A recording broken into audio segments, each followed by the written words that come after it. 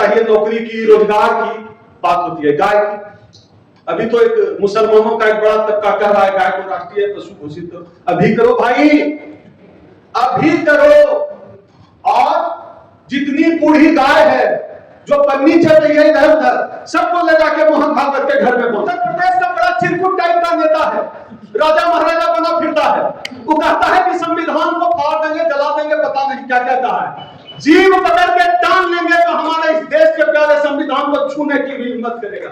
इस देश का संविधान ऐसे मिला कि लोगों को बाबा साहब ने अपने बच्चों की कुर्बानी दी है, इस किताब को जलाया है। माता सावित्रीबाई फुले ने अपने शरीर पर गोबर बर्दाश्त किया है।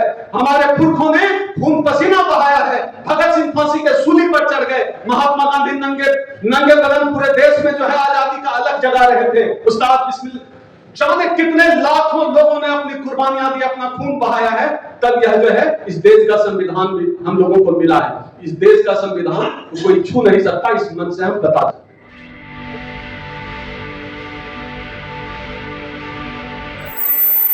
आज से जो है संगठन का जो राष्ट्रीय अध्यक्ष का पद है उसका मैं त्याग कर रहा हूं, संयुक्त मोर्चा का। अब संगठन जो नई जिम्मेदारी देगा उस पर रहूंगा। और संगठन की जो कार्यकारिणी है उनके साथ निर्णय लिया गया है कि अखिल भारतीय अनुसूचित जाति जनजाति संयुक्त मोर्चा की अगली राष्ट्रीय अध्यक्ष प्रोफेसर डॉक्टर निशा बोरा। धन्यवाद भाई ओम सुधा जी। यद्यपि मुझे लगता है कि इस चीज की कोई जरूरत नहीं थी। बहुत सारी चीजें हमने डॉक्टर ओम सुधा से सीखी हैं और आगे भी सीखेंगे। फिर भी एक संगठन की जो परंपरा है, हम लोकतंत्र की अक्सर बात करते हैं, तो लोकतंत्र को जिंदा रखना, लोकतंत्र लोकतांत्रिक प्रक्रियाओं को जिंदा रखना शायद हमारा कर्तव्य भी है। तो मैं इस जो कर्तव्य वाला पद है, मैं इसको सहर्षी स्वीकार करती हूँ। लेकिन मेरा भी एक जो है वो बीच में भाव ये रहेगा कि जो संगठन है, संगठन में चेयरमैन का पद हम जो है वो बनेंगे। और चेयरमैन के पद पर, क्योंकि ये is the foundry member of this organisation, तो आज के बाद हम डॉक्टर ओम सुधा को चेयरमैन डॉक्टर ओम सुधा संबोधित करेंगे। धन्यवाद, बहुत बहुत धन्यवाद इस मान सम्मान के लिए। और मैं बाबा साहब से, गुरु महाराज जी से ये प्रार्थना करूंगी कि जो समाज के प्रति हमारे कर्तव्य हैं, हम सभी मिलकर इस धारणा को आगे बढ़ाएंगे, अपने कर्तव्यों का इसी तरह से निर्वहन। जहां हम खड़े हैं इस भारत देश में, इन दो किताबों के बीच की लड़ाई थी। एक किताब है मनुस्मृति और दूसरी किताब है संविधान। इसी की लड़ाई इस देश में चल रही है। एक तरफ इस देश में इस मनुस्मृति को मानने वाले लोग हैं, तो दूसरी तरफ इस देश में इस देश के संविधान को मानने वाले लोग। खुशी की बात यह है कि जो मनुस्मृति को मानने वाले लोग हैं उनकी संख्या बहुत कम है। यह अलग बात है कि वो सत्ता में बैठे हुए हैं, मीडिया में बैठे हुए हैं, न्यायपालिका में बैठे हुए हैं इस किताब को मानने वाले लोग। लेकिन इस किताब को मानने वाले लोग आज इस हॉल में बैठे हुए हैं। और मुझे इस बात का पूरा यकीन है, मुझे इस बात का पूरा विश्वास है, यह जो हमारी लड़ाई है मनुस्मृति वर्सेस देश के संविधान की, इस लड़ाई में इस देश का संविधान जीता है और इस देश का संविधान जीतेगा। उत्तर प्रदेश का बड़ा चिरकुट टाइप का नेता है, राजा महाराजा बना फिरता है। वो कहता है कि संविधान को फाड़ देंगे, जला देंगे, पता नहीं क्या कहता है। जीव पकड़ के टांग लेंगे तो हमारे इस देश के प्यारे संविधान को छूने की भी हिम्मत करेगा। इस देश का संविधान ऐसे मिला कि लोगों को बाबा साहब ने अपने बच्चों की कुर्बानी दी है, इस किताब को जलाया है। माता सावित्रीबाई फुले ने अपने शरीर पर गोबर बर्दाश्त किया है। हमारे पुरखों ने खून पसीना बहाया है। भगत सिंह फांसी के सूली पर चढ़ गए। महात्मा गांधी नंगे बदन पूरे देश में जो है आजादी का अलग जगा रहे थे। उस्ताद बिस्मिल्लाह जाने कितने लाखों लोगों ने अपनी कुर्बानियां दी, अपना खून बहाया है, तब यह जो है इस देश का संविधान भी हम लोगों को मिला है। इस देश का संविधान कोई छू नहीं सकता, इस मन से हम बता सकते। आजादी के 7.5 दशक बाद हर बार बोलना पड़ता है कि हमारे साथ विश्वविद्यालय में भेदभाव होता है, हमारे साथ कॉलेज, यूनिवर्सिटी, ऑफिस, हर जगह भेदभाव होता है, समाज में भेदभाव होता है। पता नहीं जो है सवर्णों से क्या रिश्ता है घोड़ी का, घोड़ी पे चढ़ जाते हैं, हम शादी करने के लिए जाते हैं, उस बात से दिक्कत होता है। तो हमको रुलाने में इस व्यवस्था ने कोई कसर नहीं छोड़ी है। और ये जो बाबा साहब की व्यवस्था है ना, इस व्यवस्था ने हमको हंसने का मौका दिया है।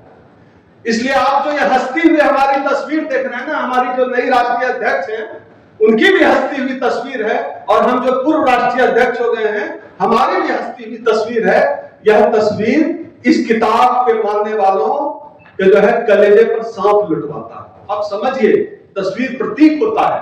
हंसती हुई तस्वीर क्यों लगाते हैं? क्योंकि हमको रुलाने की तुम जो सैकड़ों साल से साजिश कर रहे हो, उस साजिश का जवाब है कि इन तमाम मुश्किल हालात में भी हम हंस सकते हैं, हम मुस्कुरा सकते हैं। और हम हंसेंगे, हम मुस्कुराएंगे, क्योंकि हमारे पास इस किताब की ताकत है। हम हंसेंगे, मुस्कुराएंगे, यह किताब ने हमको ये ताकत दी है। साथियों, बिना राजनीतिक चर्चा के कोई बात ही नहीं हो सकती। और जिन मुद्दों पर हमने बात की है, जिन मुद्दों पर हमने कन्वेंशन किया, अभी तो ढेर सारे साथी बचे हुए बोलने के लिए, अभी तो कार्यक्रम की शुरुआत है, उन मुद्दों पर थोड़ी थोड़ी चर्चा तो करना जरूरी है। ओल्ड पेंशन स्कीम का मसला है, पूरी लड़ाई। एक साथी है विजेंद्र नाम है शायद उनका, उत्तर प्रदेश के, लगातार लड़ रहे हैं ओल्ड पेंशन स्कीम के लिए। और हमारे विजय बंधु सॉरी हमारे मित्र हैं विजय बंधु लड़ रहे हैं ओल्ड पेंशन स्कीम के लिए, लगातार लड़ाई लड़ रहे हैं। एक बात है कि बिना लड़े तो मिलना है नहीं, ये तो तय है। पानी नहीं पीने दिया या बिना लड़े तो क्या लगता है, कैसे सब कुछ तो नहीं मिलना है ना, बिना लड़े लड़ना तो पड़ेगा। चाहे ओल्ड पेंशन स्कीम का मसला हो, चाहे ईवीएम का सवाल हो। आप देख लीजिए ईवीएम का सवाल क्या हुआ पश्चिम बंगाल के चुनाव में। पूरा लग रहा था पश्चिम बंगाल तो जैसे युद्ध का मैदान बना हुआ है। तो हमको लगा कि परमाणु बम सब वहां निकाल दे, वही बच गया था। पूरा फौजी छावनी में, उधर था पश्चिम बंगाल की तरफ, फौजी छावनी में। भाई यही देश है ना, जहां जरूरत है वहां जाओ ना, जहां पुलिस फोर्स की जरूरत है। मणिपुर में जाओ, वहां जरूरत है। पश्चिम जहां ये इस किताब को मानने वालों की सरकार नहीं है, क्या इस देश का हिस्सा नहीं है क्या? लेकिन आपको दिक्कत है कि सड़क पे नमाज पढ़ा जा रहा है। क्या मुसलमान इस देश का नागरिक नहीं है? अगर इस देश में, इस देश का संविधान काम करता है तो एक जैसा काम करता होगा। अगर सवर्ण के लिए यह संविधान बराबरी देता है तो हिंदू के लिए भी देता है, मुसलमान के लिए देता है। इस बात से कोई दिक्कत नहीं। मैं खुद ही इसके खिलाफ हूं कि सड़क पे चाहे नमाज पढ़ा जाए, चाहे वो कांवड़िया हो, बोलबम, जो सब भी होता है, जितना धार्मिक काम होता है, सड़क पे क्यों? धार्मिक काम है घर पे करिए ना। लेकिन कानून सबके लिए बराबर होना चाहिए। अगर सड़क पे नमाज नहीं पढ़ी जाएगी तो सड़क पे कांवड़िया यात्रा भी नहीं निकलेगी, भंडारा भी नहीं होगा। ये तय करना पड़ेगा। इस देश का कानून सबके लिए बराबर होना चाहिए।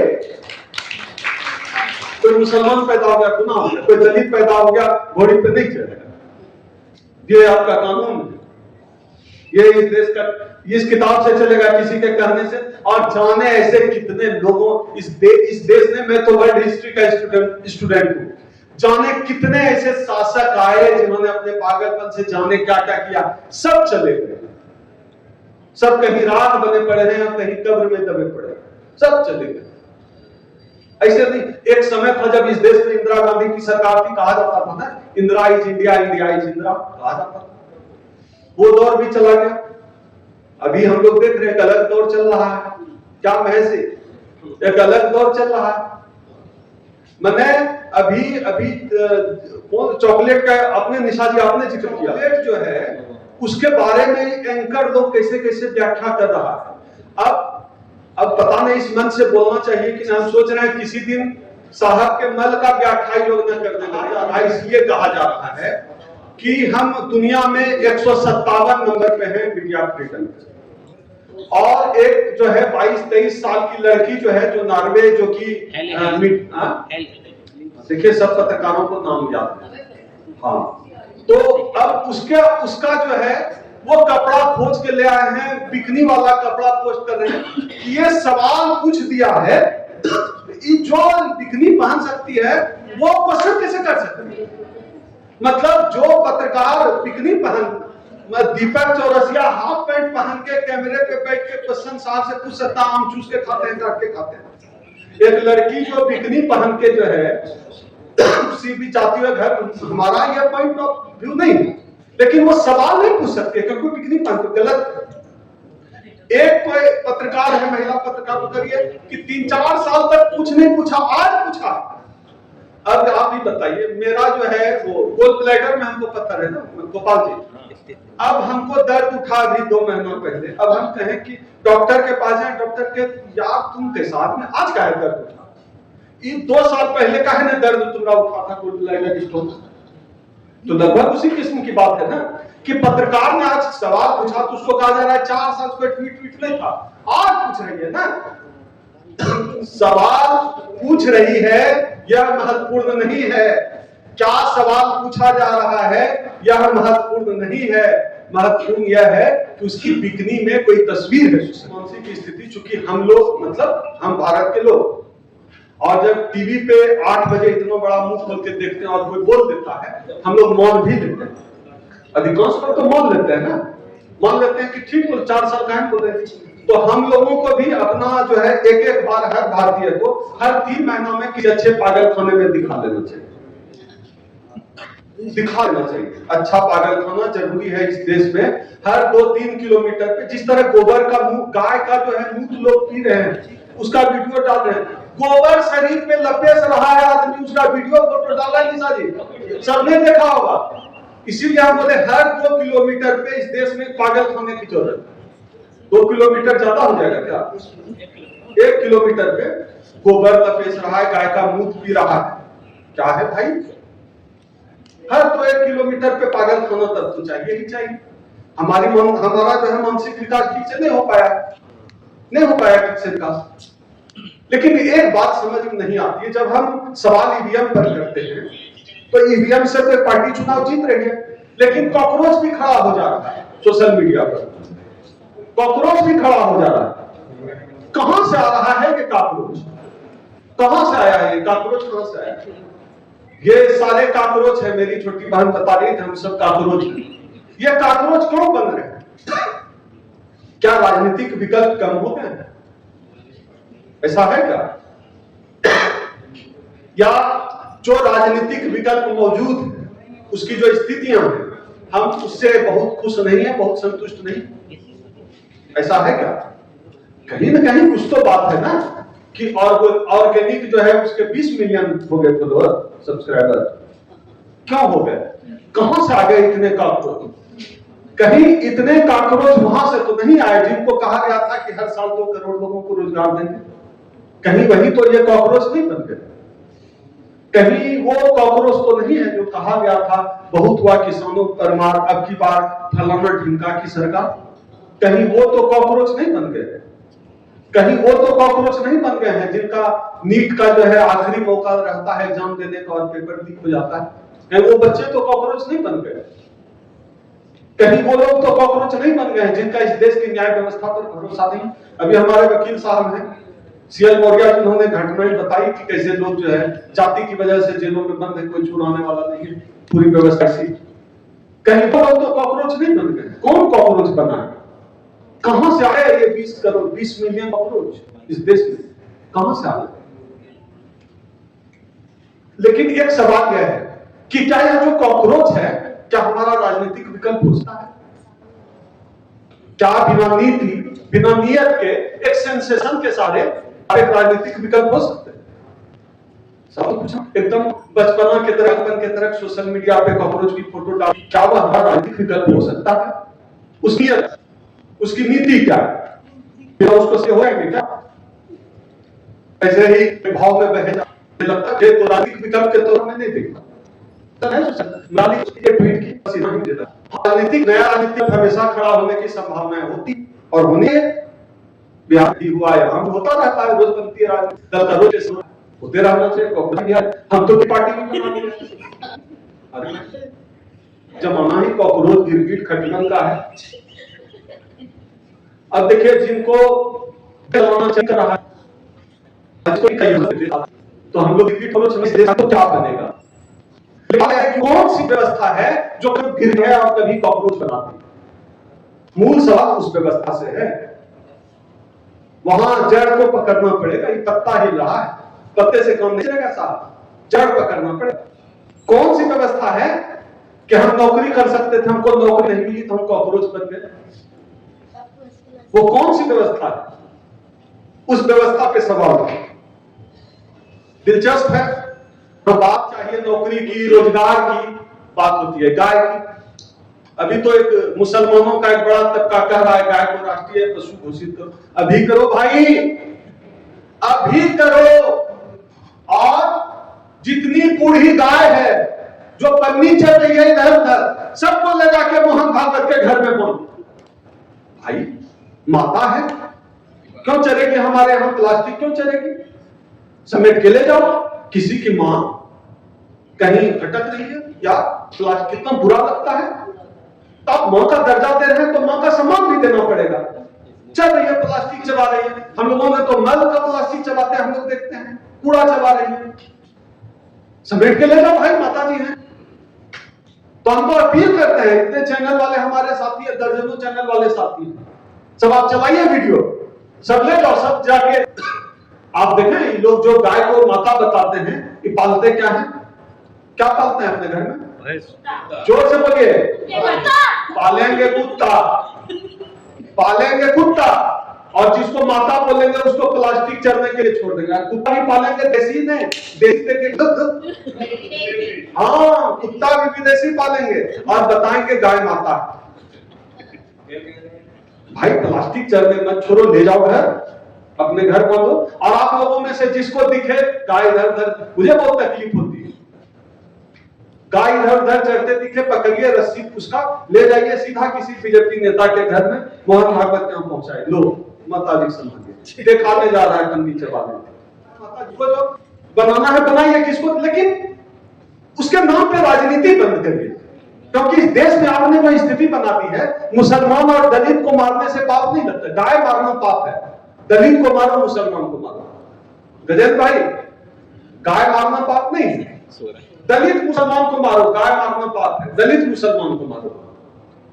यह स्थिति है। तो राजनीति मत करिए, आपको जो बनाना है बनाइए, उसकी सुरक्षा के लिए सरकार को इंतजाम करना चाहिए। सारे जानवरों के लिए करिए, जानवर कहीं भी, कोई भी जानवर भटकते हुए अच्छा थोड़ा नहीं लगता। ले जाइए, यूरोपियन देशों का तो वीडियो हम लोग देखते हैं, नहीं भटकते हैं इस तरह से, ले जाइए। ये जो राजनीति है गाय के नाम पर, हम सब समझते हैं और इस देश की जनता सब समझती है। साथियों, कितना ज्यादा बोल दिए, ज्यादा पूजा लेके आ गए, चला दिए।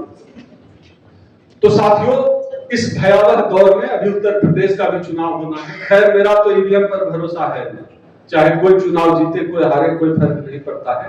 ईवीएम पर मेरा भरोसा है नहीं। जब तक ईवीएम रहेगा, हमारा कम से कम इस देश की चुनाव व्यवस्था पर विश्वास नहीं रहेगा। और हम लोग देखते हैं कि चुनाव आयोग जो है चुनाव लड़ रही, चुनाव आयोग ही चुनाव लड़ रही है ना, कौन लड़ रहा है?